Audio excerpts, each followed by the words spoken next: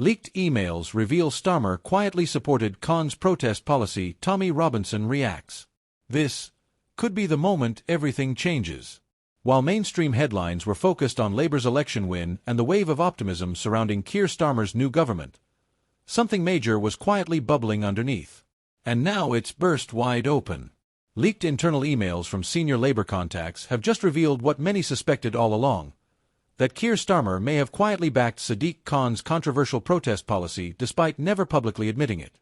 And let's just say Tommy Robinson didn't hold back in his response. A few weeks ago, London City Hall approved new guidelines for managing public demonstrations, specifically protests seen as disruptive, provocative, or emotionally harmful to marginalized groups. The policy was supported by Mayor Sadiq Khan, who framed it as a balance between free speech and public safety. But critics from human rights groups to free speech advocates saw something far more worrying. Limits, red tape, conditions. Some called it censorship in disguise. And now, the backlash is getting louder.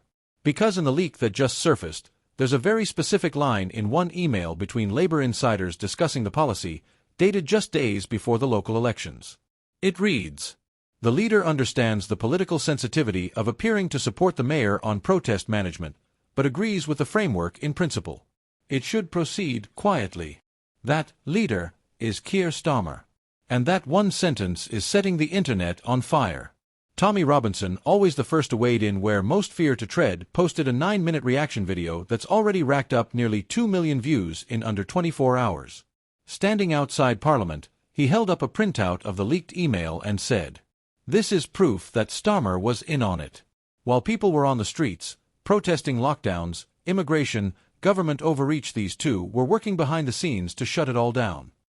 Whether or not you agree with Robinson, one thing's clear: he just gave voice to a growing fear. That freedom of expression in the UK is slowly being replaced by political gatekeeping. But this isn't just about one leak or one reaction.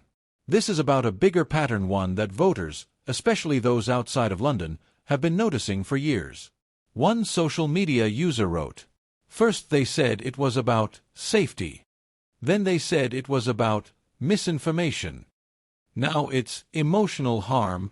What next? Banning protests that hurt someone's feelings."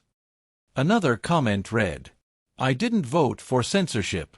I voted for transparency. Starmer better explain this fast." And others pointed out the eerie timing, how this policy was pushed just ahead of major demonstrations in the capital, including anti-crime marches, Palestine rallies, and free speech vigils. Let's be clear, Keir Starmer has not commented directly on the leak. But his team did issue a statement this morning. The Prime Minister supports efforts to ensure peaceful protests do not infringe on the rights or safety of others. The government remains committed to protecting civil liberties under the law. Carefully worded, polished, but noticeably, no denial. And that silence is starting to raise eyebrows even inside Labour. One anonymous MP was quoted in the Telegraph saying, "This leak is a political headache. Starmer doesn't want to look like he's censoring people, especially not right after a landslide win built on promises of unity and transparency." Meanwhile, Sadiq Khan's team is standing firm. They insist the policy is about modern protest dynamics, a phrase critics are calling vague and Orwellian. This story is moving fast. Legal experts are already weighing in, with some saying the protest policy as written may conflict with provisions in the Human Rights Act regarding freedom of assembly. And organizations like Big Brother Watch and Amnesty UK are demanding a full public statement from Downing Street.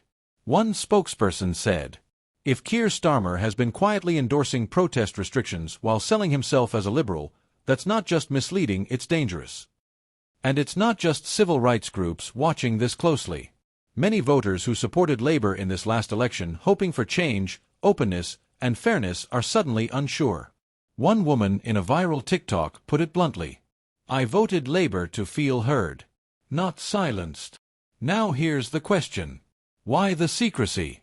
If Starmer agreed with the policy, why didn't he say so publicly? If he believes in limiting protest disruption, why not make the case openly?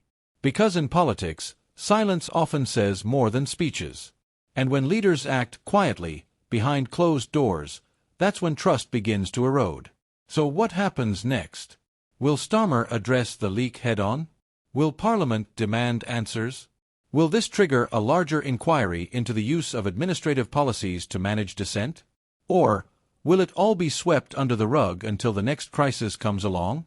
Because here's the thing. This isn't just about a protest policy. It's about a country deciding what kind of democracy it wants to be. One where freedom of speech is protected even when it's uncomfortable, or one where it's filtered, softened, and silenced by political convenience. The clock is ticking, and the public is watching. What happens next may shape the soul of this government and the future of public expression in Britain. Stay tuned.